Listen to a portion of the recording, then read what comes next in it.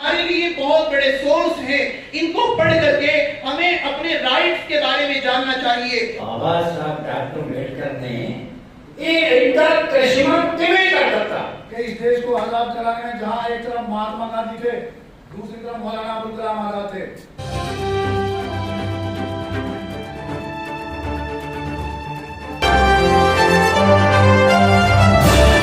मैं Bhupinder Singh भागूमाजरा शवालक TV channel ते तुहाडा स्वागत है। असीं हाँ मौजूद बेगमपुरा हाल कित्थे है? बेगमपुरा हाल है रोपड़ रोड खरड़ ते। बाबा साहब डॉक्टर भीमराव अंबेडकर का जो जन्म दिवस है मनाया जा रहा है। सो असीं तुहानूं दिखावांगे सारे प्रोग्राम ਦੀਆਂ ਝਲਕੀਆਂ और प्रबंधकां नाल करावांगे गलबात। तुसीं बने रहना शवालक टीवी चैनल दे नाल। ਉਹਨਾਂ ਨੂੰ ਅਸੀਂ ਹਰਾ ਨਹੀਂ ਸਕਦੇ ਤੇ ਇਹ ਬਹੁਤ ਵੱਡੀ ਇਸ ਵਾਰੀ ਗੱਲ ਹੋਈ ਹੈ ਕਿ ਅਸੀਂ 400 ਦਾ ਸੁਪਨਾ ਲੈਂਦੇ ਬੀਜੇਪੀ ਆਰਐਸਐਸ ਦੇ ਜਿਹੜੇ ਟੋਲੇ ਆ ਉਹਨੂੰ ਹਰਾ ਕੇ 240 ਤੇ ਲੈ ਕੇ ਆਇਆ। ਉਹਦੇ ਵਿੱਚੋਂ ਉਹਨਾਂ ਨੇ ਹੇਰਾਫੇਰੀ ਕਰ ਲਈ ਆ। ਨਹੀਂ ਲੋਕ ਬੜੇ ਤਕੜੇ ਆ ਤੇ ਉਹ ਸਭ ਜ਼ਰੂਰ ਸਿਖਾ ਦੇਣਗੇ।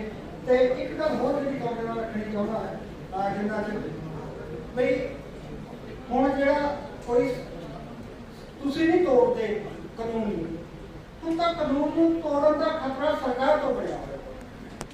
ਜੇ ਸੰਵਿਧਾਨ ਨੂੰ ਬਦਲ ਰਹੀ ਆ, ਜੇ ਆਇਨ ਬਦਲ ਰਹੀ ਆ, ਸਾਡਾ ਸੰਵਿਧਾਨ ਬਦਲ ਰਹੀ ਆ, ਇਹ ਸੰਵਿਧਾਨ ਨੂੰ ਖਤਰੇ ਪੈਦਾ ਕਰ ਰਹੀ ਆ, ਤਾਂ ਜਿਹਨੇ ਸੰਵਿਧਾਨ ਦੀ ਰਾਖੀ ਕਰਨੀ ਆ ਉਹ ਜੋ ਕਰ ਰਿਹਾ। ਤੇ ਇਸ ਲਈ ਜਿਹੜਾ ਹੈਗਾ ਤੁਹਾਨੂੰ ਸੰਗਠਨ ਹੋਣ ਦੀ ਫਿਰ ਲੋੜ ਹੈ। ਤੇ ਮੈਂ ਹੁਣ ਬਹੁਤਾ ਸਮਾਂ ਨਾ ਲੈ ਕੇ ਅਗਲੇ ਲਿੰਚਿੰਗ ਕਰਵਾਈ ਉਹਨਾਂ ਨੂੰ ਸਟੇਟ ਦੀ ਸ਼ਹਿਰ ਲੋਕ ਇਸ ਗੱਲੋਂ ਬੇਫਿਕਰ ਸੀ ਕਿ ਜੇ ਕੋਈ ਉਹ ਬਿਨਾ ਕਰੇ ਉਹਨਾਂ ਦਾ ਕੋਈ ਨਹੀਂ। ਅੱਜ ਦੇ ਹਾਲਾਤ ਕਿ ਇੱਕ ਖਾਸ ਤਬਕੇ ਦੇ ਵਾਸਤੇ ਸਾਡੇ ਮੁਲਕ ਦੇ ਵਿੱਚ ਇਹ ਸਾਡਾ ਮੁਲਕ ਹੈ। ਇਹ multi legal multi religious multi cultural ਮੁਲਕ ਹੈ। ਬਹੁਤ ਅਮੀਰ ਹੈ, ਬਹੁਤ ਭਾਸ਼ੀ ਹੈ, ਬਹੁਤ ਸੱਭਿਆਚਾਰ। ਇਸੇ ਮੁਲਕ ਦੇ ਵਿੱਚ ਕਿੰਨੀ ਸੱਭਿਆਚਾਰ, ਇਸੇ ਮੁਲਕ ਦੇ ਵਿੱਚ ਕਿੰਨੀਆਂ ਜ਼ਬਾਨਾਂ ਨੇ, ਇਸੇ ਮੁਲਕ ਦੇ ਵਿੱਚ ਕਿੰਨੇ ਮਜ਼ਹਬਾਂ ਦੇ ਧਰਮਾਂ ਦੇ ਲੋਕ ਰਹਿੰਦੇ ਨੇ। ਉਹਨਾਂ ਦੇ ਨਾਲ ਨਾਸਤਿਕ ਲੋਕ ਨੇ, ਚਾਹੇ ਉਹਨਾਂ ਦੀ ਗਿਣਤੀ ਘੱਟ ਹੋ।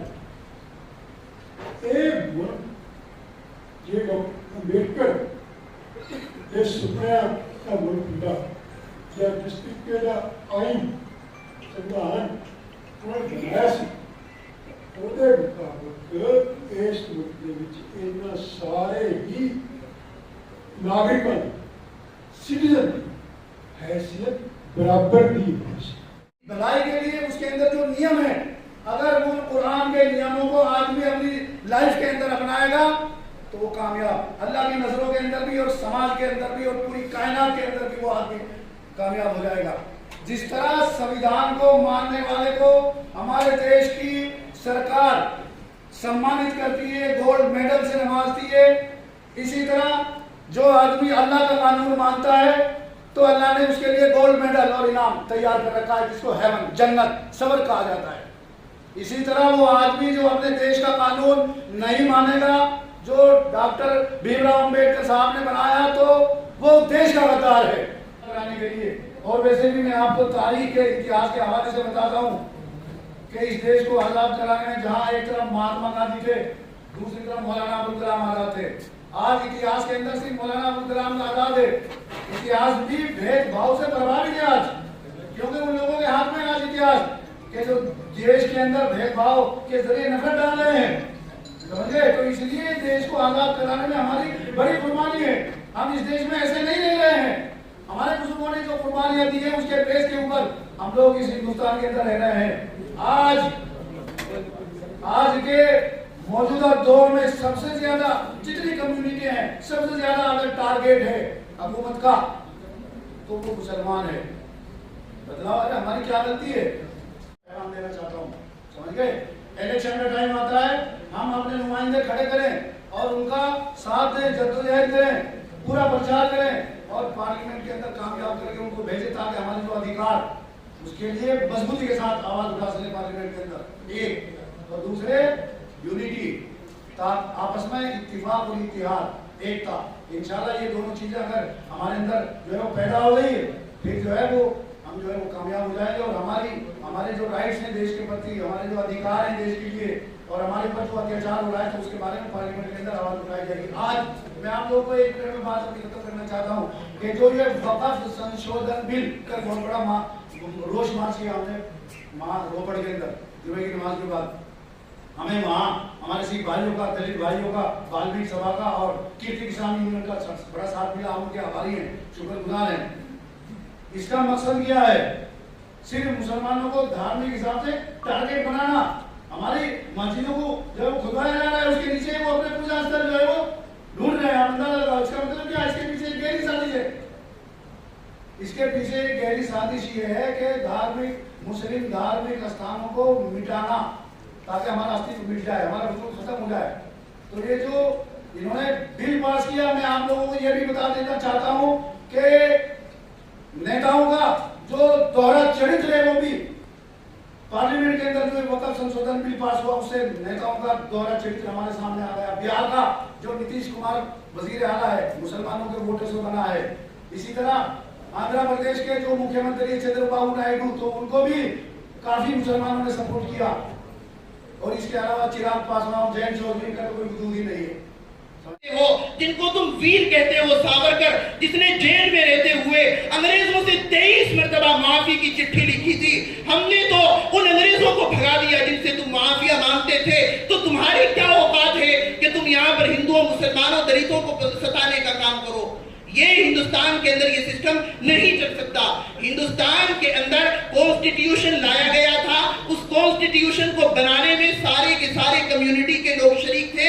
हिंदुस्तान अगर चल सकता है उसी कॉन्स्टिट्यूशन के जरिए चल सकता है। अगर मुसलमान ये कहने लगे कि हम तो हिंदुस्तान में सारे के सारे हिंदुस्तान में हर धर्म के लोगों पर कुरान का कानून थोपेंगे, ईसाई कहने लगे कि हम तो लोगों के ऊपर बाइबल का कानून थोपेंगे और सिख कहने लगे कि हम तो अपने धार्मिक लिटरेचर का कानून सारे लोगों के ऊपर थोपेंगे, देश कभी चल नहीं सकता। इसलिए कि हमारा देश ये गंगा जमनी तहजीब का गहवारा है। हमारा देश प्यार और मोहब्बत की एक बेहतरीन दास्तान है। हमारा देश हिंदू, मुस्लिम, सिख, ईसाइयों की मोहब्बत की एक बेहतरीन लाजवाब कहानी है। अगर उस कहानी से कोई खिलवाड़ करने की कोशिश करेगा, चाहे वो नरेंद्र मोदी हो, चाहे वो मोहन भागवत हो, चाहे वो यूपी के वजीर आला योगी आदित्यनाथ हो, चाहे वो हिंदुस्तान के होम मिनिस्टर अमित शाह हो, उन्हें कान खोल करके सुन लेना चाहिए कि अगर वो इन कम्युनिटीज के खिलाफ काम करेंगे और इंडियन कॉन्स्टिट्यूशन के खिलाफ काम करेंगे तो जिस तरह अंग्रेज तबाह बर्बाद हो गया था, इसी तरह वो भी तबाह बर्बाद हो जाएंगे।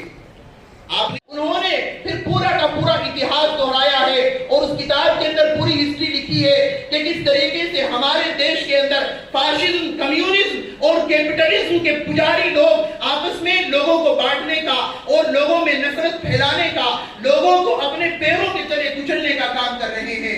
आपको इन लोगों को पढ़ना चाहिए और इन बड़ों से प्रेरणा लेनी चाहिए। ये हमारे लिए बहुत बड़े सोर्स हैं। इनको पढ़ करके हमें अपने राइट्स के बारे में जानना चाहिए और जिस तरीके से इन्होंने हिंदुस्तान में दलितों के राइट्स के लिए आवाज उठाई, हमें भी आवाज उठाने के लिए तैयार रहना चाहिए। आज लोग डरते हैं जेलों से, आज लोग डरते हैं फांसी के फंदों से, आज लोग डरते हैं पुलिस वालों के लाठी डंडों से।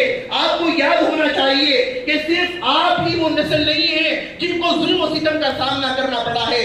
आप हिस्ट्री उठा लीजिए, इसी पंजाब के रहने वाले शोरिश काश्मीरी के बारे में आप पढ़िए, कितनी मर्तबा अंग्रेजों ने उनको जेल के अंदर डाला, कितनी मर्तबा उनको नजरबंद किया गया, लेकिन उन्होंने कभी भी अपनी आवाज को खामोश न होने दिया। आप पढ़ लीजिए महात्मा गांधी के हालात को, कितनी मर्तबा उनके ऊपर प्रेशर बनाया गया कि वो हिंदुओं और मुसलमानों की लीडरी को छोड़कर अपनी निजी जिंदगी पर ध्यान दें, लेकिन उन्होंने अपने पर्सनल बाबा साहब नहीं पढ़िया हो। उन्होंने क्या सी कि तेरी जान है तो मुक्ति वास्ते साडी जिहड़ी लड़ाई है वो राजनीति दी नहीं। मैनूं अज भी लगदा अज दे इस प्लेटफार्म तो राजनीतिक लैंग्वेज नाल गल कीती हुई है। बाबा साहब की गल करने वास्ते राजनीति तो उतली गल करनी पैनी है। ਕਿਉਂਕਿ ਅਸੀਂ ਸਿੱਖ ਲਿਆ ਆਜ਼ਾਦੀ 1937 ਤੋਂ ਲੈ ਕੇ ਹੁਣ ਤੱਕ ਸਾਨੂੰ ਰਾਜਨੀਤਿਕ ਭਾਸ਼ਾ 'ਚ ਗੱਲਾਂ ਕਰਨੀਆਂ ਆ ਗਈਆਂ। ਗੱਲ ਇਹ ਹੈ ਬਾਕੀ ਦੇਸ਼ ਭਗਤਾਂ ਦੀ ਤਰ੍ਹਾਂ ਇਹਨਾਂ ਨੇ ਵੀ ਆਜ਼ਾਦ ਦੇਸ਼ ਦਾ ਬਹੁਤ ਵੱਡਾ ਸੁਪਨਾ ਦੇਖਿਆ ਸੀ। ਆਪਣੇ ਲੋਕਾਂ ਨੂੰ ਆਜ਼ਾਦ ਦੇਸ਼ ਦੇ ਵਿੱਚ ਸੁੱਖ ਦਾ ਸਾਹ ਲੈਣ ਦਾ ਸੁਪਨਾ ਦੇਖਿਆ ਸੀ ਤੇ ਹਰੇਕ ਵਰਗ ਦੇ ਲੋਕਾਂ ਨੂੰ ਇੱਕ ਸਮਾਨਤਾ ਦੇਣ ਦਾ ਸੁਪਨਾ ਦੇਖਿਆ ਸੀ। ਉਹ ਸਾਡੇ ਦੇਸ਼ ਦੇ ਸੰਵਿਧਾਨ ਦੇ ਸਿਰਜਣਹਾਰ ਨੇ ਜੋ ਕਿ ਆਪਣੇ ਦੇਸ਼ ਨੂੰ ਚਲਾਉਣ ਦੇ ਵਿੱਚ ਬਹੁਤ ਵੱਡਾ ਯੋਗਦਾਨ ਹੈ। ਆਪਣੇ ਇਸ ਸੰਵਿਧਾਨ ਤੋਂ ਬਿਨਾਂ ਆਪਣਾ ਇਹ ਦੇਸ਼ ਚੱਲ ਹੀ ਨਹੀਂ ਸਕਦਾ। ਉਹਨਾਂ ਦੁਆਰਾ ਲਿਖੇ ਗਏ ਸੰਵਿਧਾਨ ਦੇ ਵਿੱਚ ਹਰੇਕ ਵਰਗ ਨੂੰ ਇੱਕ ਸਮਾਨਤਾ ਦਿੱਤੀ ਗਈ ਹੈ। ਦਿੱਤੀ ਹੋਈ ਵਿਚਾਰਧਾਰਾ ਹੈ, ਉਹਨਾਂ ਦਾ ਉਦੇਸ਼ ਹੈ, ਜਿਹੜਾ ਉਹਨਾਂ ਦਾ ਲਕਸ਼ ਹੈ, ਉਸ ਤੋਂ ਭਟਕੇ ਹੋਏ ਉਹ ਉਹਨੂੰ ਅਡਾਪਟ ਨਹੀਂ ਕਰਦੇ ਹੈਗੇ। ਮੈਂ ਹੁਣ ਤੱਕ ਜਿੰਨੇ ਕੁ ਬੁਲਾਰਿਆਂ ਨੂੰ ਸੁਣਿਆ ਆ, ਉਹ ਭਾਰਤ ਦੇਸ਼ ਨੂੰ ਹਿੰਦੁਸਤਾਨ ਕਹੀ ਜਾਂਦੇ ਨੇ। ਬਾਬਾ ਸਾਹਿਬ ਡਾਕਟਰ ਭੀਮ ਰਾਓ ਅੰਬੇਡਕਰ ਦੇ ਸੰਵਿਧਾਨ ਦੀ ਤੁਸੀਂ ਸਾਰੇ ਨਤਮਸਤਕ ਹੋ ਕੇ ਸਲਾਮ ਕਰਦੇ ਆ, ਲੇਕਿਨ ਜਦੋਂ ਤੁਸੀਂ ਗੱਤਾ ਚੱਕਦੇ ਆ ਸੰਵਿਧਾਨ ਦਾ ਤਾਂ ਪਹਿਲਾ ਪੰਨਾ ਖੋਲ ਕੇ ਪੜ੍ਹਦੇ ਆ ਤਾਂ ਇੰਡੀਆ ਡੈਟ ਇਜ਼ ਭਾਰਤ ਪੜ੍ਹਦੇ ਆ। ਕਿਹੜੇ ਸਾਥੀ ਇੱਥੇ ਪੜ੍ਹੇ ਲਿਖੇ ਬੈਠੇ ਭਾਰਤ ਨੂੰ ਹਿੰਦੂ ਰਾਸ਼ਟਰ ਬਣਾਉਣ ਦੇ ਲਈ ਸਹਿਮਤ ਹੈ? ਹੱਥ ਖੜਾ ਕਰਕੇ ਦੱਸੋ। ਹਿੰਦੂ ਰਾਸ਼ਟਰ ਦੇ ਲਈ ਕਿੰਨੇ ਜਣਿਆਂ ਦਾ ਸਮਰਥਨ ਹੈ? ਪਰ ਤੁਸੀਂ ਹਿੰਦੁਸਤਾਨ ਕਹਿ ਕੇ ਤਾਂ ਸਮਰਥਨ ਦੇ ਦਿੱਤਾ ਉਹਨਾਂ ਨੂੰ। ਜਿਹੜੇ ਹਿੰਦੁਸਤਾਨ ਬਣਾਉਣ ਦੇ ਲਈ ਹਿੰਦੂ ਰਾਸ਼ਟਰ ਦੀਆਂ ਚਾਲਾਂ ਚੱਲ ਰਹੇ ਨੇ, ਮਿਲੀਆਂ ਜੁਲੀਆਂ ਪਲੈਨਿੰਗਾਂ ਕਰ ਰਹੇ ਨੇ। ਇਹ ਭਾਰਤ ਦੇਸ਼ ਹੈ, ਇਹ ਹਿੰਦੁਸਤਾਨ ਦੇਸ਼ ਨਹੀਂ ਹੈ। ਜੇ ਉਸ ਮਹਾਂਪੁਰਸ਼ ਦੀ ਜਨਮ ਜਯੰਤੀ ਅਸੀਂ ਮਨਾ ਰਹੇ ਹਾਂ ਤਾਂ ਇੱਕ ਪਾਸੇ ਤੁਸੀਂ ਉਹਨਾਂ ਦਾ ਅਪਮਾਨ ਵੀ ਕਰ ਰਹੇ ਹੋ। ਕਿੱਡੀ ਵੱਡੀ ਗੱਲ ਹੈ। ਉਹਨਾਂ ਪਰ ਅਸੀਂ ਪੂਰਾ ਪਹਿਰਾ ਦੇ ਰਹੇ ਹਾਂ। ਆਉਣ ਵਾਲੇ ਟਾਈਮ ਦੇ ਵਿੱਚ ਅਸੀਂ ਤੁਹਾਨੂੰ ਇਹ ਹੌਸਲਾ ਵਾਅਦਾ ਕਰਦੇ ਹਾਂ ਕਿ ਆਉਣ ਵਾਲੇ ਟਾਈਮ ਦੇ ਵਿੱਚ ਜੋ ਆਲੇ ਦੁਆਲੇ ਨਜਾਇਜ਼ ਕਰਦੇ ਹਾਂ ਉਹਨਾਂ ਨੂੰ ਛੁਡਾ ਕੇ ਦਿੱਤਾ ਜਾਊਗਾ। ਆਉਣ ਵਾਲੇ ਟਾਈਮ ਦੇ ਵਿੱਚ ਪੂਰੇ ਅਸੀਂ 11-12 ਲੱਖ ਰੁਪਈਆ 4 ਵਾਰੀ ਵਾਸਤੇ ਪਾਸ ਕਰਾ ਚੁੱਕੇ ਹਾਂ, ਜਿਹਦੇ ਨਾਲ ਸਾਡੇ ਨਾਲ ਕਮਿਟਮੈਂਟ ਹੋ ਚੁੱਕੀ ਆ। ਇਹ ਆਉਣ ਵਾਲੇ ਦਿਨਾਂ ਦੇ ਵਿੱਚ ਜਿਹੜੇ ਸਾਡਾ ਪੂਰਾ ਕਬਜ਼ਾ ਹੋਊਗਾ। ਮੈਂ ਸਾਰਿਆਂ ਨੂੰ ਇਹੀ ਬੇਨਤੀ ਕਰਦਾ ਕਿ ਆਉਣ ਵਾਲੇ ਸਮੇਂ ਦੇ ਵਿੱਚ ਆਪਾਂ ਦੂਰ ਦਰਾਡੇ ਚਾਹੇ ਮੋਗਾ, ਫਿਰੋਜ਼ਪੁਰ, ਫਰੀਦਕੋਟ, ਅੰਮ੍ਰਿਤਸਰ ਗੱਲਾਂ ਹੁੰਦੀਆਂ ਮਨ ਘੱਟ ਦੁਨੀਆ 'ਚ ਕੋਈ ਨਾ ਗੱਲਾਂ ਨੂੰ ਨਹੀਂ ਮੰਨਦੀ। ਇਹ ਬਾਬਾ ਸਾਹਿਬ ਡਾਕਟਰ ਅੰਬੇਡਕਰ ਨੇ ਇਹ ਐਡਾ ਕ੍ਰਿਸ਼ਮਾ ਕਿਵੇਂ ਕਰ ਦਿੱਤਾ, ਕਿਵੇਂ ਹੋ ਗਿਆ? ਉਹਦਾ ਗੁਣਗਾਨ ਨਹੀਂ ਕੀਤਾ ਜਾਂਦਾ। ਉਹ ਲੋਕਾਂ ਇਹਨਾਂ ਨੂੰ ਦੱਸਿਆ ਨਹੀਂ ਜਾਂਦਾ, ਕਿਉਂਕਿ ਜੇ ਦੱਸ ਦਿੱਤਾ ਗਿਆ ਇਹ ਲੋਕ ਇਹ ਦੇਸ਼ ਦੇ ਵਿੱਚ ਬਗਾਵਤ ਖੜੀ ਕਰ ਦੇਣਗੇ। ਬਾਬਾ ਸਾਹਿਬ ਡਾਕਟਰ ਅੰਬੇਡਕਰ ਨੇ ਇਹ ਦੇਸ਼ ਦੇ ਵਿੱਚ 5 ਇਨਕਲਾਬ ਕੀਤੇ। 5 ਇਨਕਲਾਬ ਕੀਤੇ ਬਾਬਾ ਸਾਹਿਬ ਨੇ, ਪਰ ਉਹ ਕਦੇ ਨਹੀਂ ਦੱਸੇ ਜਾ ਰਹੇ। ਕਦੇ ਉਹਨਾਂ ਦਾ ਗੁਣਗਾਨ ਨਹੀਂ ਕੀਤਾ ਜਾਂਦਾ, ਕਦੇ ਇਹ ਨਹੀਂ ਗੱਲ ਦੱਸੀ ਜਾਂਦੀ। ਸਾਡੇ ਗੁਰੂ ਸਾਹਿਬਾਨ ने तब मानस की जात सब एक पहचान को का संदेश देता है। गुरु नानक देव जी ने नीचा कर नीची जात नीची हुआ नीच नानक तेल के संसार बढ़े से परीस। गुरु गोबिंद सिंह जी ने खालसा साथ के सानू तोड़े पर ये रविदास जी के गुरु के नाम के क्यों का पकड़ना क्या होता है? एक ही कारण है, एक ये जड़न किथे ने जेरे सन फिर मुड़ के मनु जी मर्यादा विचला लाके बैठा देता है। वे इन्होंने वख रखो, धार्मिक तौर पे, राजनीतिक तौर पे, सामाजिक तौर पे, सभ्याचार तौर पे ये गल्लां देवते चर्चा होनी चाहिए है। ਸਾਡੇ ਨਾਲ ਮੌਜੂਦ ਨੇ ਜੋ ਸਾਡੇ ਵੀਰ ਮੁਸਲਿਮ ਆਗੂ ਨੇ, ਜੋ ਰੋਪੜ ਮਸਜਿਦ ਹੈ ਉਸ ਦੇ ਅੱਗੇ ਜਾਣੀ ਕਿ ਪ੍ਰਮੁੱਖ ਮੌਲਵੀ ਨੇ ਮਿਸਟਰ ਹਸਨ ਜੀ। ਨਮਸਕਾਰ, ਸਤਿ ਸ਼੍ਰੀ ਅਕਾਲ ਜੀ। सत श्रीकाल जी। ਸੋ ਅੱਜ अल्लाह आपको हिदायत से नवाजे। आज जो ਬਾਬਾ ਸਾਹਿਬ ਡਾਕਟਰ ਅੰਬੇਡਕਰ ਭੀਮ ਰਾਓ ਦਾ ਜੋ ਜਨਮ ਦਿਹਾੜਾ ਮਨਾਇਆ ਜਾ ਰਿਹਾ ਖਰੜ ਦੇ ਵਿੱਚ, ਉਸ ਦੇ ਸੰਬੰਧ ਵਿੱਚ ਕੀ ਕਹਿਣਾ ਚਾਹੋ? भीमराव अंबेडकर साहब उन्होंने भारत का संविधान बनाया था और संविधान बनाने का मतलब ये था कि लोग एक दायरे के अंदर रहकर अपनी ज़िंदगी गुजारें, बुराई से गुनाह से बचें और देश का कल्याण करें। क्योंकि आदमी अगर संविधान को या कानून को नहीं मानेगा तो वो गुमराह हो जाएगा, रास्ते से भटक जाएगा। और जब आदमी रास्ते से भटक जाता है, बुरे रास्ते के ऊपर चलता है, तो देश का कानून तोड़ता है, तो उसके अंदर देश का भी, समाज का भी, परिवार का भी, सबका नुकसान होता है। तो इसलिए उन्होंने जो संविधान बनाया देश की भलाई और देश के कल्याण के लिए बनाया। जो आदमी, जैसे किसी भी देश की सरकार होती है, वहाँ का अलग कानून होता है। जो आदमी अपने देश के बनाए हुए कानून के ऊपर चलता है तो सरकार उसको मेडल से नवाजती है। लेकिन जो आदमी देश का कानून तोड़ता है वो देश का गद्दार कहलाता है। इसी तरह जिस तरह देश के अंदर कानून है, इसी तरह अल्लाह जो हम सब का, पूरी कायनात का मालिक और खालिक है, उसका भी कानून है। जिस तरह भारत के जो भीमराव अम्बेडकर साहब थे, इन्होंने कानून बनाया, अल्लाह ने भी कानून बनाया। अल्लाह का कानून ये है, कुरान है। कुरान एक किताब है जो सारी कायनात के फलाह बहबूद और उनके कल्याण के लिए बनाई गई है। अगर कोई आदमी देश का कानून मानता है, देश का आइन मानता है, तो उसको गोल्ड मेडल सरकार जो है वो देती है। इसी तरह अल्लाह का जो बनाया हुआ कानून है, अल्लाह का बनाया हुआ जो आइन है कुरान, वो सारी कायनात के लिए, केवल मुसलमानों के लिए ही नहीं है। अगर कोई आदमी अल्लाह के बनाए हुए कानून के ऊपर चलता है तो वो संसार के अंदर भी उसकी इज़्ज़त और अल्लाह के यहाँ भी उसकी मतलब ये है कि इज़्ज़त होती है। तो इसलिए हम जो है वो यही अपील करते हैं आज इस दिहाड़े के मौके पर, और बाबा भीमराव अम्बेडकर साहब के जन्म दिहाड़े के मौके के ऊपर, कि सारे लोग संगठित हों, शिक्षित हों, संघर्ष करें, तभी हम लोग कामयाब हो सकते हैं। आज जो सारे देश के अंदर नफरत का माहौल है, इस नफरत के माहौल को प्यार, प्रेम और मोहब्बत के साथ, एकता के साथ और यूनिटी के साथ ख़त्म किया जा सकता है। ਬਹੁਤ ਬਹੁਤ ਧੰਨਵਾਦ, ਥੈਂਕ ਯੂ। ਨਾ ਮੌਜੂਦ ਨੇ ਮੋਹਨ ਸੰਧੂ ਜੀ, ਜੋ ਅੱਜ ਕੱਲ ਬਾਬਾ ਸਾਹਿਬ ਦਾ ਜੋ ਲਗਾਤਾਰ ਜਨਮ ਦਿਹਾੜਾ ਮਨਾਇਆ ਜਾ ਰਿਹਾ, ਸੋ ਉਸ ਦੇ ਕੜੀ ਵਜੋਂ ਅੱਜ ਖਰੜ ਦੇ ਵਿੱਚ ਵੀ ਰਵਿਦਾਸ ਭਵਨ ਦੇ ਵਿੱਚ ਸਾਹਿਬ ਡਾਕਟਰ ਅੰਬੇਡਕਰ ਜੀ ਦਾ ਜੋ ਮਹਾਨ ਉਤਸਵ ਹੈ ਉਹ ਮਨਾਇਆ ਜਾ ਰਿਹਾ। ਸੋ ਕੀ ਕਹਿਣਾ ਚਾਹੋਗੇ ਸੰਧੂ ਸਾਹਿਬ ਅੱਜ? ਜੈ ਭੀਮ, ਜੈ ਸੰਵਿਧਾਨ। ਸੰਵਿਧਾਨ ਨੂੰ ਮਤਲਬ ਅੱਜ ਬਹੁਤ ਜ਼ਿਆਦਾ ਮਰੋੜਿਆ ਜਾ ਰਿਹਾ ਪੂਰੇ ਦੇਸ਼ ਦੇ ਵਿੱਚ। ਜੋ ਅੱਜ ਕਾਨੂੰਨ ਮਤਲਬ ਬਾਬਾ ਸਾਹਿਬ ਨੇ ਕਿਹਾ ਸੀਗਾ ਕਿ ਅਗਰ ਮਿਸਯੂਜ਼ ਹੁੰਦਾ ਹੈ ਇਹਦਾ ਬਹੁਤ ਜ਼ਿਆਦਾ, ਤਾਂ ਮੈਂ I will be the first person to burn this. ਤੇ ਉਹ ਚੀਜ਼ ਅੱਜ ਦੇਸ਼ ਦੇ ਵਿੱਚ ਹੋ ਰਹੀ ਹੈ। ਈਵਨ ਮਤਲਬ ਪ੍ਰੈਜ਼ੀਡੈਂਟ ਲੈਵਲ ਦੇ ਲੋਕ ਬਹੁਤ ਵੱਡੀ ਲੈਵਲ ਦੀ ਟਿੱਪਣੀ ਕਰ ਰਹੇ ਹੈ ਸੁਪਰੀਮ ਕੋਰਟ ਦੇ ਵਿੱਚ, ਜੋ ਵਕਫ ਦਾ ਹੁਣ ਮਸਲਾ ਚੱਲ ਰਿਹਾ ਹੈਗਾ। ਔਰ ਐਦਾਂ ਹੀ ਮਤਲਬ ਜਿੰਨੇ ਵੀ ਮਿਨੋਰਟੀ ਇੰਸਟੀਟਿਊਸ਼ਨ ਹੈਗੇ ਆ ਪੂਰੇ ਦੇਸ਼ ਦੇ ਵਿੱਚ, ਉਹਨਾਂ ਦੇ ਵਿੱਚ ਮਤਲਬ ਜਿਹੜੇ ਸ਼ਖਸੀਅਤਾਂ ਹੈਗੀਆਂ ਉਹ ਇੱਕ ਦੂਜੇ ਵਿਚਾਰਧਾਰਾ ਦੀ ਲਿਆ ਕੇ ਉਹਨਾਂ ਨੇ ਬਿਠਾਤੀਆਂ ਹੈਗੀਆਂ।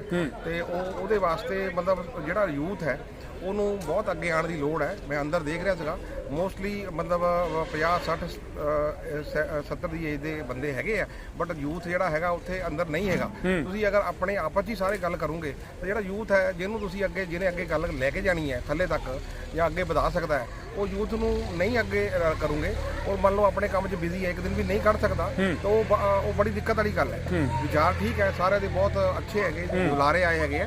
ਤਾਂ ਮੈਂ ਯੂਥ ਨੂੰ ਕਹਿਣਾ ਚਾਹਾਂਗਾ ਪੂਰੇ ਦੇਸ਼ 'ਚ ਜਾਂ ਖਰੜ ਵਿੱਚ, ਮੋਹਾਲੀ ਵਿੱਚ, ਆਪਣੇ ਸਟੇਟ ਵਿੱਚ ਵੀ ਉਹ ਅੱਗੇ ਆਵੇ। ਔਰ ਉਹਨੂੰ ਅੱਗੇ ਆਉਣਾ ਪਏਗਾ ਔਰ ਥੋੜਾ ਸਮਾਂ ਕੱਢਣਾ ਪਏਗਾ, ਨਹੀਂ ਤਾਂ ਦੇਸ਼ ਵਿੱਚ ਬੜਾ ਔਖਾ ਸਮਾਂ ਫਿਰ ਦੁਬਾਰਾ ਆ ਜਾਣਾ ਹੈਗਾ। ਸੋ ਤੁਹਾਨੂੰ ਇਸ ਚੈਨਲ ਤੋਂ ਸੰਧੂ ਸਾਹਿਬ ਦੁਨੀਆ ਭਰ ਦੇ ਵਿੱਚ ਜੋ ਅੰਬੇਡਕਰਵਾਦੀ ਹੈ, ਜੋ ਸਾਡੇ ਫੋਲੋਅਰ ਆ ਉਹ ਦੇਖ ਰਹੇ ਹੈ, ਤੁਸੀਂ ਆਵਾਮ ਨੂੰ ਕੀ ਮੈਸੇਜ ਕਨਵੇ ਕਰਨਾ ਚਾਹੋਗੇ? ਮੈਂ ਤਾਂ ਇਹ ਆਵਾਮ ਨੂੰ ਕਹਿਣਾ ਚਾਹਾਂਗਾ ਕਿ ਮਤਲਬ ਯੂਨਾਈਟਿਡ ਹੋਣਾ ਪੈਣਾ ਹੈ ਬਹੁਤ ਜ਼ਿਆਦਾ। ਔਰ ਥੋੜ੍ਹਾ ਜਿਹਾ ਮਤਲਬ ਜਿਹੜਾ ਧਰਮ ਵਾਲਾ ਚੀਜ਼ਾਂ ਨੂੰ ਛੱਡ ਕੇ, ਜਿਹੜੀ ਉਹਦੀ ਟੀਚਿੰਗ ਹੈਗੀ ਹੈ, ਰੀਅਲ ਟੀਚਿੰਗ ਹੈਗੀ ਹੈ, ਇੰਸਟੈਡ ਆਫ ਆਪਾਂ ਵਰਸ਼ਿਪ ਵਾਲਾ ਨੂੰ ਛੱਡ ਕੇ, ਜਿਹਦਾ ਵਰਸ਼ਿਪ ਔਰ ਗਾਰਲੈਂਡ ਕਰਦੇ ਆਪਾਂ ਹਰ ਚੀਜ਼, ਉਹਨੂੰ ਛੱਡ ਕੇ ਤੇ ਆਪਾਂ ਉਹਨਾਂ ਦੀ ਜਿਹੜੀ ਰੀਅਲ ਟੀਚਿੰਗਸ ਹੈਗੀਆਂ ਅੰਬੇਡਕਰ ਦੀਆਂ, ਉਹਨਾਂ ਦੇ ਉੱਤੇ ਚੱਲੀਏ ਤਾਂ ਉਹਦੇ ਵਿੱਚ ਸਭ ਦਾ ਹੀ ਭਲਾ ਆਏਗਾ। ਸੋ ਬਹੁਤ ਬਹੁਤ ਧੰਨਵਾਦ। ਕਹੀਏ ਕਿ ਜਿੰਨੀ ਛੇਤੀ ਸਾਡੇ ਰਾਜ ਭਵਨ ਦਾ ਚਾਰਦਵਾਰੀ ਦਾ ਕੰਮ ਹੁੰਦਾ ਹੈ ਉਹ ਕਰਵਾਇਆ ਜਾਵੇ। ਸਾਡੇ ਇਸ ਅੱਜ ਦੇ ਮੈਮੋਰੰਡਮ ਦੇ ਵਿੱਚ ਜਾਂ ਮੰਗ ਪੱਤਰ ਦੇ ਵਿੱਚ ਇਹੀ ਲਿਖਿਆ ਹੋਇਆ। ਮੈਂ ਉਮੀਦ ਕਰਦਾ ਕਿ ਜਲਦੀ ਤੋਂ ਜਲਦੀ ਸਾਡੀ ਇਹ ਜਿਹੜੀ ਚਾਰਦਵਾਰੀ ਆ ਉਹ ਵੀ ਬਣ ਜਾਏਗੀ। ਸਾਡੇ ਦਰਮਿਆਨ ਕੁਝ ਸ਼ਖਸੀਅਤਾਂ ਆਈਆਂ ਨੇ